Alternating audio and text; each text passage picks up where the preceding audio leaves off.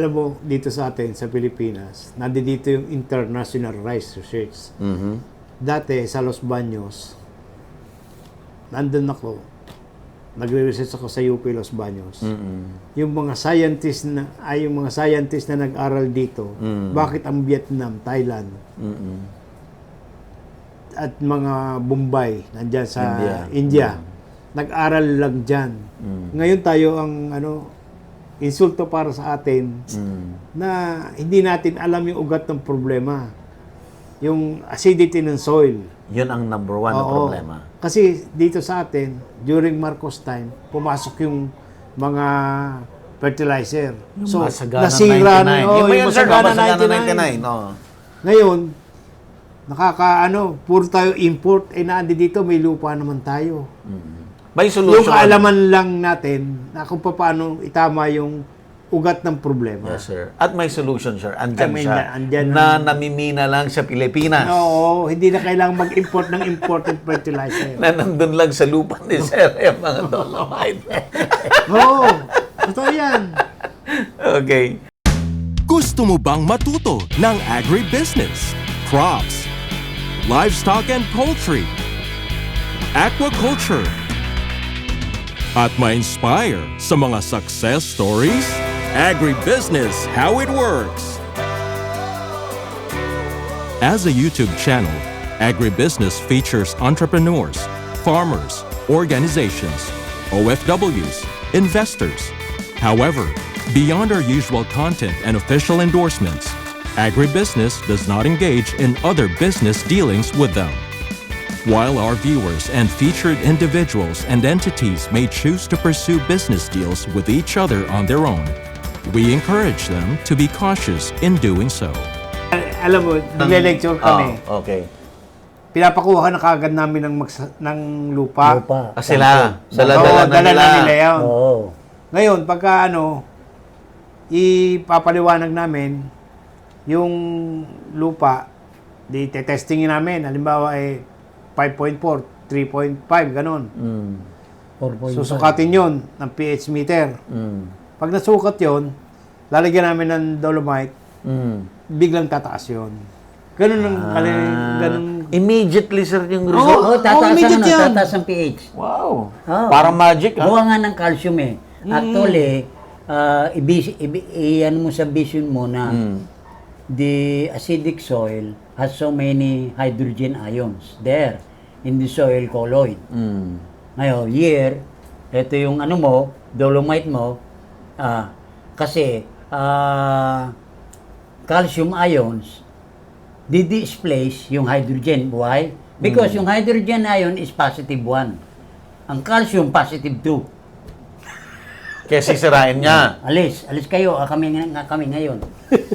Wow. Very scientific. Very scientific ang discussion natin ngayon.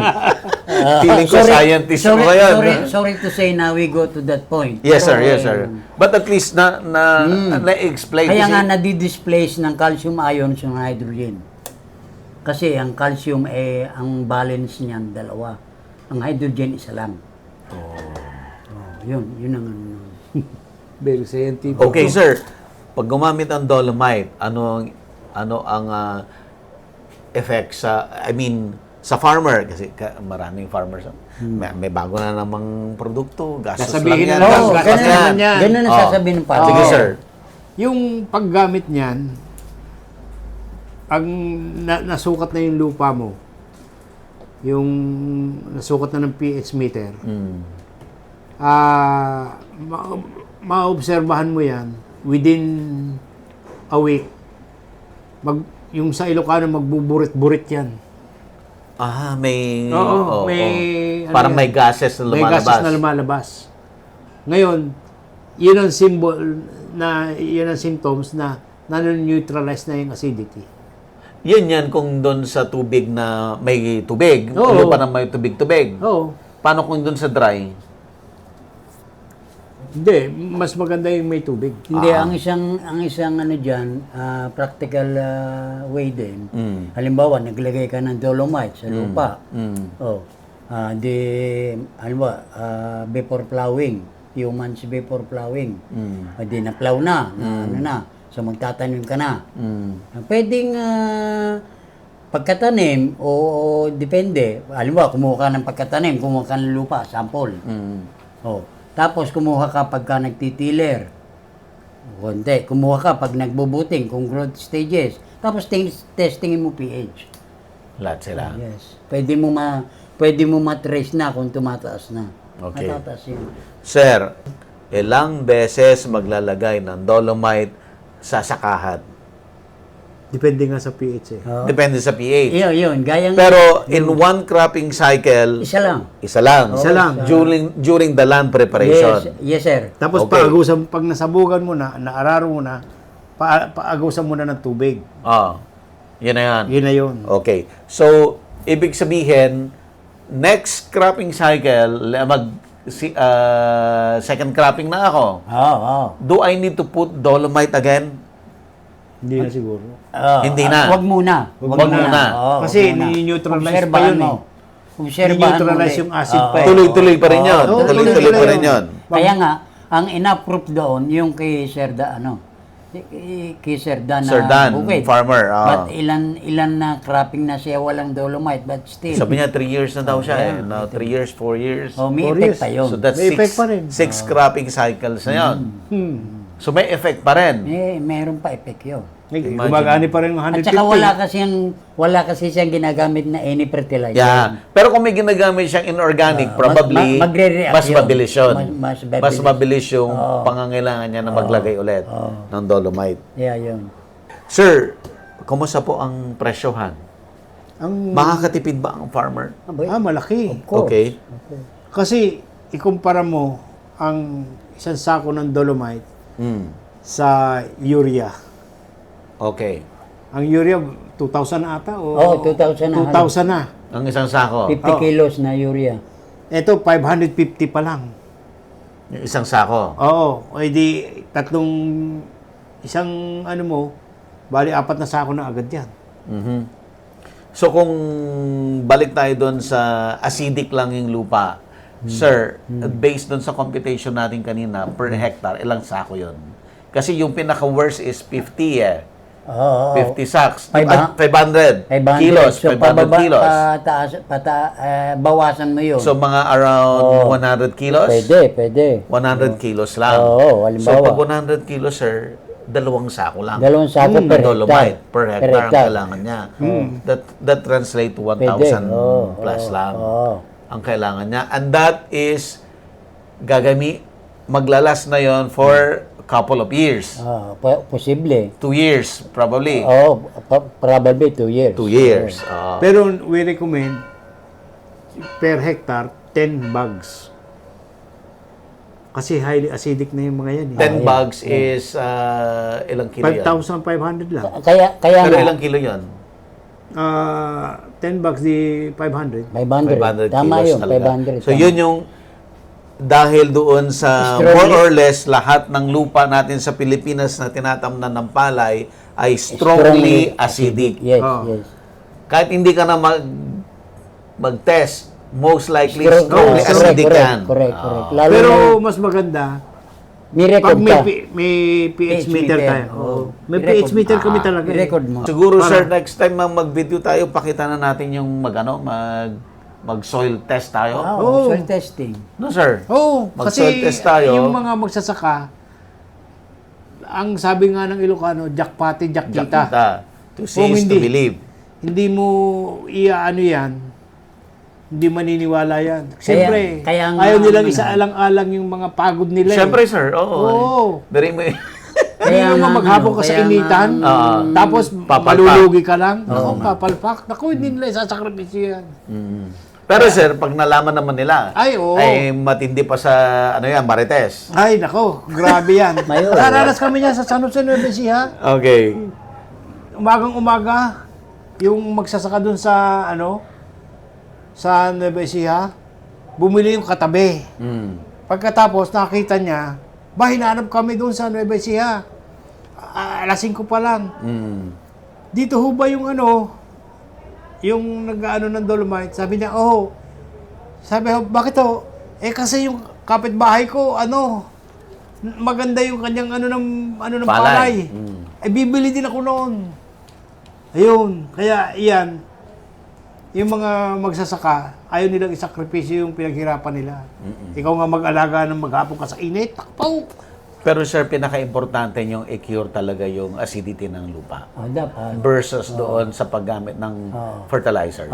If you are dealing with rice crop production. Ngayon, if you are dealing with plants, yung acid-loving plants, huwag mo na i-correct yung acidity. Kasi gusto niya yung acidic. Oo. Ano yung sir yung mga halaman na yun? Hindi ko nga alam. Ang isa ko nakikita ay yung mga citrus eh.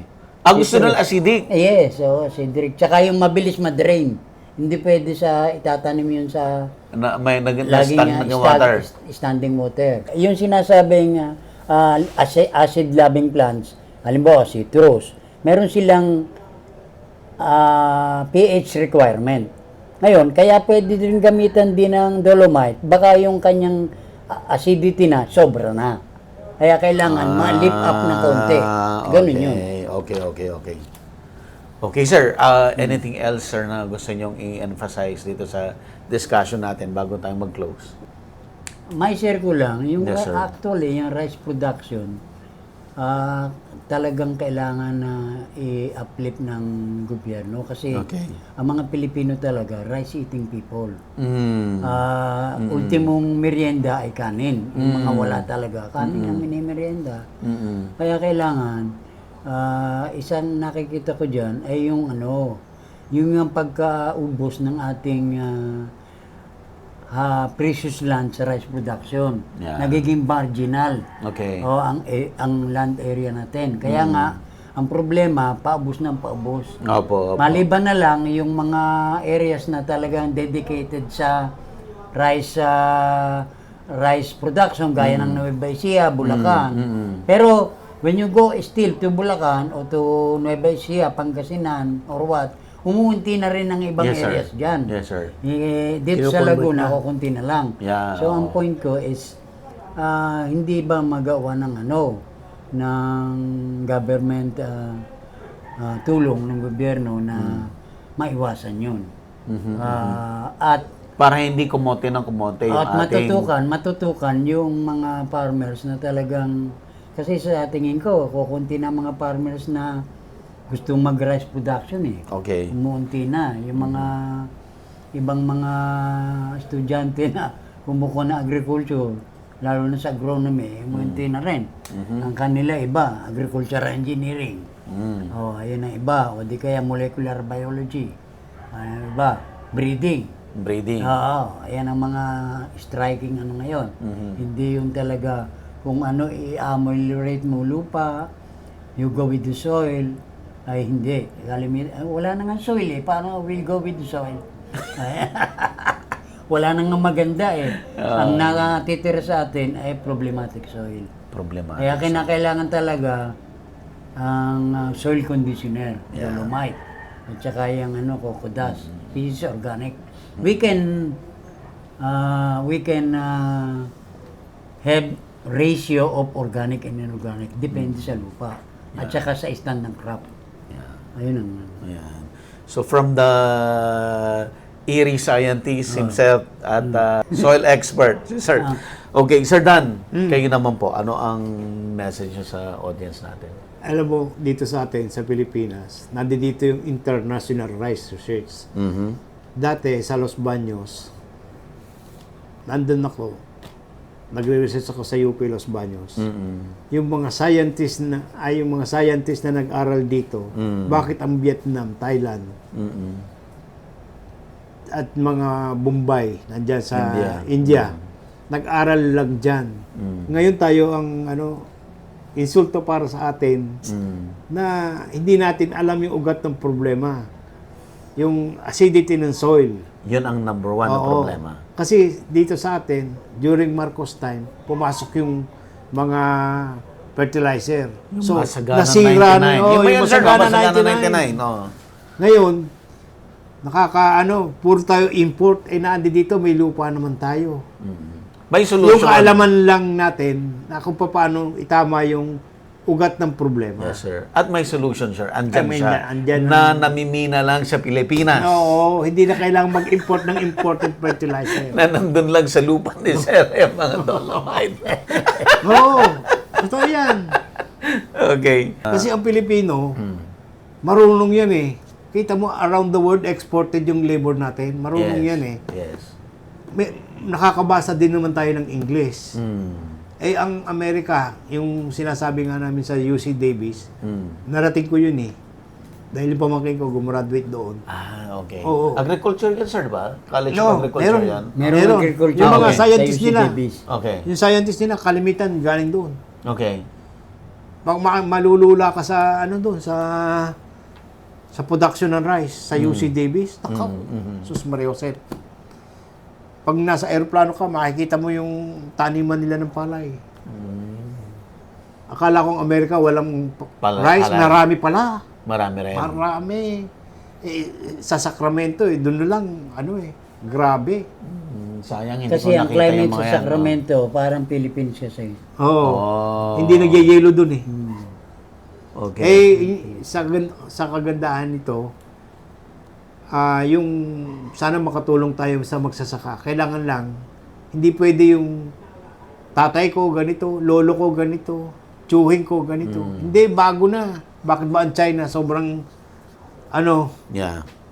uma-adapt sila ng bagong technology. Mm-mm. Hindi pwede yung bahala na eh. Hindi pwede eh. Oo. Tayo, naiinsulto nga ako dahil nakikita ko doon sa pier. Yung palay, ini-import. Samantalang yung mga scientists na yan, nag-graduate lang yan dyan sa Erie. Nanliligaw pa ako nun sa yung Pinos Baños. Oh, totoo yan! Totoo! Pati love life ni sir. Ano, baby Hindi. Naliligaw ko dyan sa yung Pinos Baños. Kaya nakikita ko yan yung mga Bombay, nakatapis pa yan. Hindi naman yan nagsusuot ng Pero ngayon, sila ang mas malakas ang production. Ng India. India, Thailand, Vietnam, Pati Cambodia. Cambodia, lahat yan. Ang isang may dagdag ko kay Sir Danny. Yes, Ang sir. isang sa biglang tingin, maraming talagang production ng ibang Southeast Asian countries. Okay. Gaya ng Vietnam, Thailand, Thailand. Oh. Cambodia. Cambodia, oh. Yan. Number ay Vietnam. Kasi unang-una, hindi sila nagbabawas ng kanilang highly used agricultural area. Kaya ang kanilang production per land area mataas. Kaya sila nakakapag-export ng rice. Oh. Plus may Mekong Delta pa sila. Yun ang source ng stable source ng tubig nila. Oo. Dinaanan namin nung kami nagpunta sa Vietnam. Yung Mekong River River Delta, Mekong River. Yun ang isang nandyan. Kasi sa biglang tingin natin kasi dahil sa maliit nga ang tinatamnan sa Pilipinas, kukunti ang na-generate na palay. Okay. So, it goes to show na mahina nga ni. Mahinaan. Pero hindi. Per hectare, hindi rin nakakalayo. It's only that, Maliit ang area, yung area natin. ang area doon, tinanong na sa akin yan eh, kasi nung ako'y nasa area, bakit ang mga scientists nasa area, tapos pagbabalik ay maganda production pa ng ibang bansa kaysa sa atin. So what's area is doing? So ako nadadali doon. Okay. Okay. What is Erie doing? Oh. Sabi ko ganito, masagot ko yung inyong tanong, ang Erie ay katulad yan ng kusina. Okay. You name your menu, we have the menu.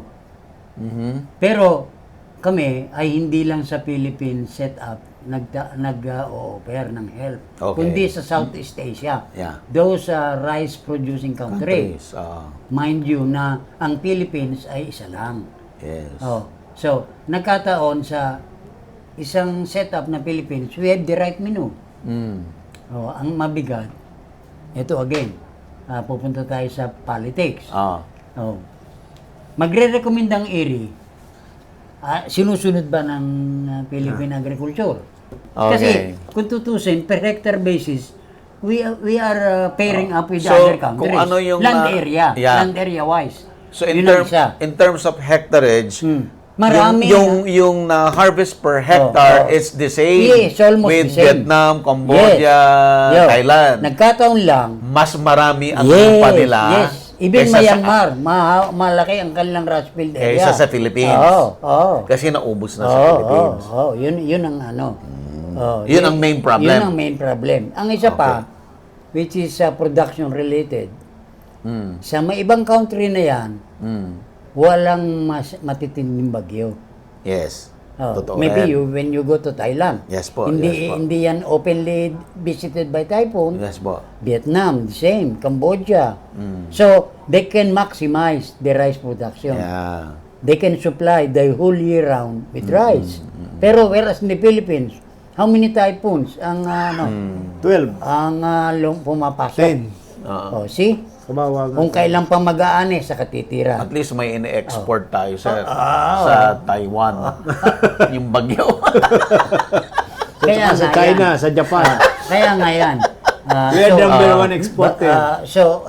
By physical reason, physical our land area, and then by nature. And by Which nature. we cannot do anything. Nature yan, geographical Philippines. Yeah. Kaya, ang isa pa, madaling anuhan ng sakit ang sa Philippines, gawa ng dry and wet season, very Yeah. distinct. Kaya yung problem ng rice at saka insect and saka disease, Marami. Sa Philippines ngayon, 4 na season na tayo eh. 4 na. Because, Ano, sir? because of climate change. Oh, so ano yung... Hindi. Wet and dry season. Christmas season and Lenten season. Hindi. Di ba? Actually, 4 season na tayo. if you will analyze closely, ganun ang lumalabas sa analysis Oh. na nature, and then yung because of the increase in land area planted to rice. Plus, of course nga, yung Thailand, Vietnam, Cambodia ay nandun yung gitna nila yung Mekong River Delta. So may source sila talaga ng water. Sa tubig, walang problema. Wala silang problema sa Lalo tubig. na sa Myanmar, no, okay, nagpunta sa Myanmar. Walang problema sa tubig. Sa Myanmar, ang problema sa Myanmar, military rule. Yeah. Okay. Burma. Burma. Kaya ako yung nagpunta noon, nung punta ko doon, meron akong Escort. guard.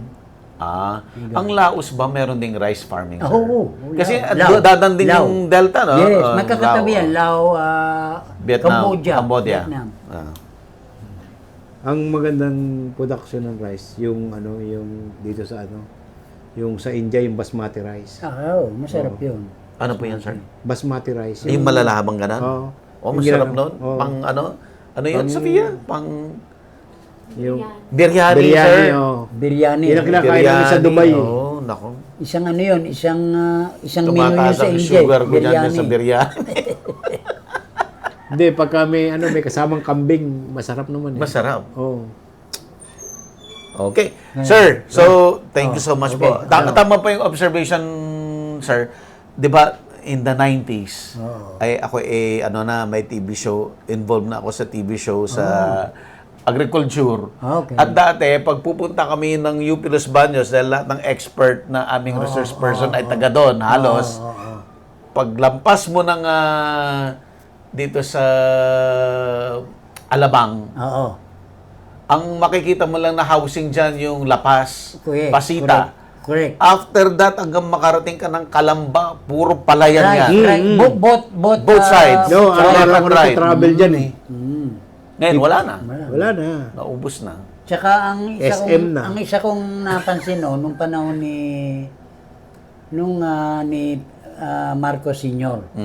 Meron siyang ginawang campaign yata o bukod sa Masagana 99, 99, bukod doon, meron siyang administrative order na bukod dun sa land reform, yung bibigyan ng Lupa. yung magsasaka, yung tenant, ay meron siyang naging administrative order na kung ikaw may bakante, Na lote, na hindi mo gagalawin, tatamnan natin ng palay. may karapatan ng gobyerno na tamnan niya ng palay. Oh, para sa Taiwan, ganyan. Sa Taiwan, ganyan. Yun ang gusto ko i-suggest. Bakit hindi ganon? To Sinong encourage. magtatanim? Ang gobyerno. Yung nga mag-monitor, hindi nila magawa, magtatanim pa. Precisely. That's their job. Ay, sila eh. Oh. Okay. Ay, nung panahon ni Marcos eh, kaya yung mga nagkataon na yon, yung NGO, mga NGO, naglabasan yung mga NGO project.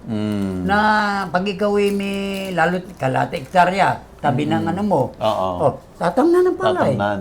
And then produce. Alam mo nung ako nagpunta sa 19-something, nung una kong trip sa Thailand, sabihin ko sa iyo, 12 rice station sa mga probinsya. Kumbaga dito probinsya. Pinunta namin. Wala akong nakitang bakanting lote na walang rice eh. Lahat. Oo. Tatamnan. Doon nagsimula yung KDML, Kaudak Mali.